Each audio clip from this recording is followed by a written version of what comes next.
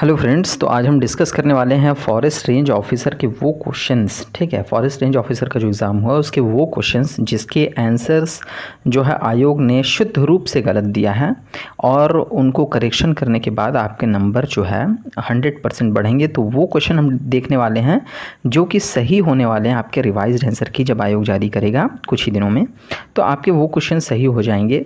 तो देखते हैं कि वो क्वेश्चंस हैं कौन से।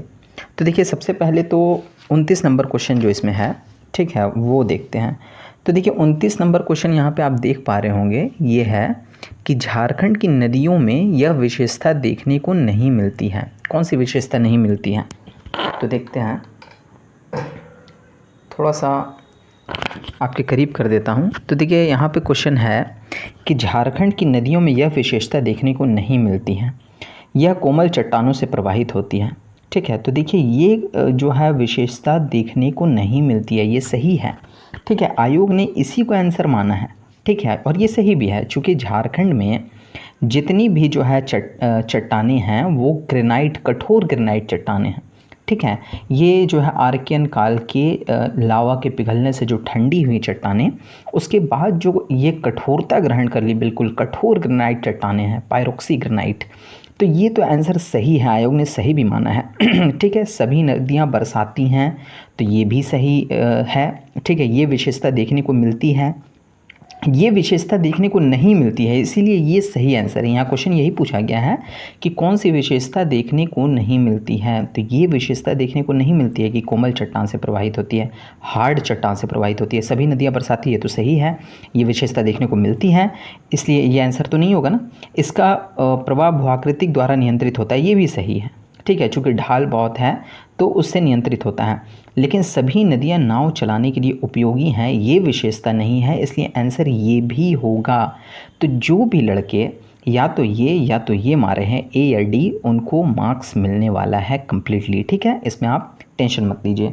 तो यहाँ पे ये दोनों आंसर होगा, चूँकि झारखंड की नदियों में ये दोनों ही विशेषताएं देखने को बिल्कुल नहीं मिलती हैं।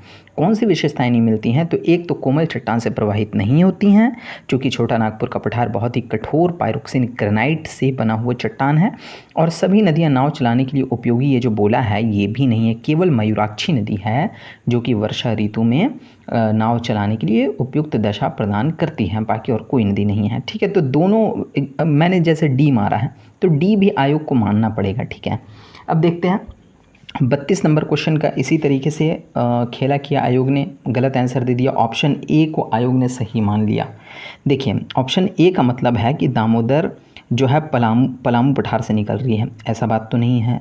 दामोदर जो निकलती है वो नेतरहाट पठार से निकलती है और नेतरहाट के चूल्हा पानी से निकलती है। ठीक है, नेतरहाट के टोरी से चूल्हा पानी से नामक स्थान से निकलती है ये, इसलिए ए का तो 2 जाएगा, तो ए का 2 जाएगा। ठीक है, तो ए का 2 बी और डी दोनों में है। उसके बाद बराकर नदी हजारीबाग से पठार से निकलती है, तो बी का 1 ए जाएगा 1। ठीक है, इसके बाद है क्वेश्चन कि मयूराक्षी तो त्रिकुट पहाड़ से निकलती है, 4 इसका जाएगा। और शंख नदी जो है पलामू पठार से नहीं निकलती है, बल्कि शंख नदी रांची के पठार से ही निकलती है, गुमला के इलाके से निकलती है। तो देखा जाए तो सभी आंसर जो है इनकरेक्ट हैं। अगर देखा जाए तो इसका भी नंबर जो है सभी को मिलेगा, चाहे लड़के बी या ए या डी लगाए हों तो मिलेगा, या फिर हो सकता है आयोग इसका आंसर मतलब कि सभी को नंबर दे दे। इस तरीके से इस क्वेश्चन के साथ भी हो सकता है। ठीक है, एक और क्वेश्चन इसी तरीके से है, तो कौन सा क्वेश्चन है? तो वो नंबर है 101 नंबर क्वेश्चन। तो हम चलिए देखते हैं 101 नंबर क्वेश्चन। 101 नंबर क्वेश्चन देखिए, 101 नंबर क्वेश्चन, कितना अच्छा क्वेश्चन को आयोग ने गलत कर दिया है। देखिए, असहयोग आंदोलन के बारे में पूछा गया है कि ये औपचारिक तौर पर 1 अगस्त 1920 ईस्वी को आरंभ हुआ था। ठीक है, और सही बात है, ये हुआ था औपचारिक तौर पर इसी तिथि को आरंभ। और असहयोग आंदोलन में जैसा कि आप जानते हैं कि उपाधियों का त्याग, सरकारी स्कूलों और कॉलेजों तथा विदेशी वस्त्रों का बहिष्कार शामिल था इसमें।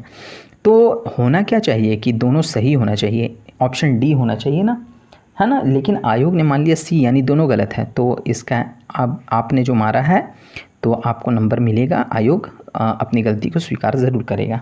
फिर 104 नंबर क्वेश्चन को सेम गलती जो है कर दिया 105 नंबर क्वेश्चन को, क्या गलती कर दिया कि इल्बर्ट बिल विवाद, देखिए इल्बर्ट बिल विवाद जो है ये रिपन के कार्यकाल में हुआ था। रिपन ने क्या किया था ना कि जितने भी भारतीय न्यायाधीश हैं, इल्बर्ट बिल क्या था, इल्बर्ट बिल कि जितने भी भारतीय न्यायाधीश हैं सभी को अधिकार दिया गया था कि वे यूरोपियों की भी सुनवाई कर सकते थे।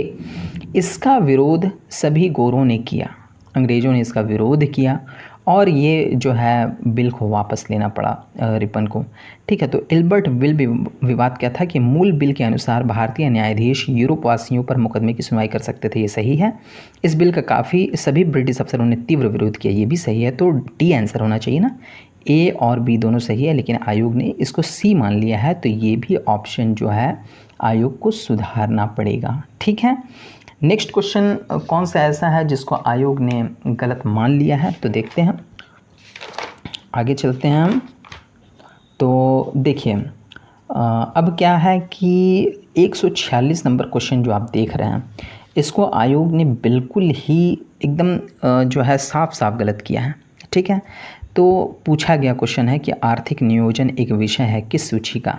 आर्थिक नियोजन समवर्ती सूची का विषय है, लेकिन आयोग ने इसे मान लिया है ऑप्शन नंबर ए संघ सूची का विषय नहीं। आर्थिक नियोजन यानी योजनाएं जो है ये समवर्ती सूची का विषय है, इसलिए ऑप्शन आयोग को सुधारना पड़ेगा। इसका भी नंबर आपको, आपने अगर समवर्ती सूची मारा है तो आपको नंबर मिल जाएंगे। तो ये कुछ क्वेश्चन थे जिसका मैंने ऑब्जेक्शन भी किया है। ठीक है, अब देखते हैं कि आयोग जो है इसको रिवाइज्ड आंसर की कब जारी करता है, और उसमें उम्मीद है कि सारे जो है ऑप्शंस को आयोग सुधार लेगा। तो देखते हैं जब आंसर की जारी होगा तो फिर हम आपके समक्ष उपस्थित होंगे और डिस्कस करेंगे कि कौन से क्वेश्चन सही हुए, कितने मार्क्स जो है हो रहे हैं और क्या कट ऑफ जो है एक्सपेक्टेड जाना चाहिए, और जो है कब तक रिजल्ट आने की संभावना है। तो मिलते हैं नेक्स्ट वीडियो में, आज के लिए इतना ही। Thank you. Please subscribe, please share, and please like.